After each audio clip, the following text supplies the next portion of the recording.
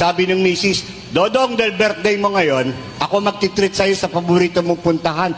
Dinala sa KTV bar, sing along. Pagbaba ng taxi, sumalubong yung guard, sabi ng gwardiya, kamusta ka na, Dodong? Sabi ng misis ni Dodong, ba't kilala ka ng guard? Huwag kang mag-isip ng masama, kasama ko sa basketball yan sa barangay. Tumigil yung misis. Pagpasok, lumapit yung waiter. Yung regular drinks mo ba, Dodong?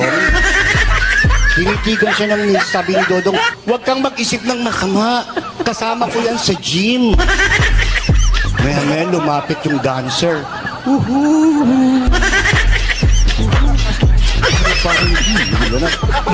Lumapit yung dancer! Sabi kay Dodong, yung special show ba ulit, Dodong? Galit na galit yung misis, kinalagkad si Dodong papalabas ng bar. Sakay ng taxi, sabi ng driver, wow, Dodong, ang pangit ng nakuha mo ngayon. Patay na si Dodong.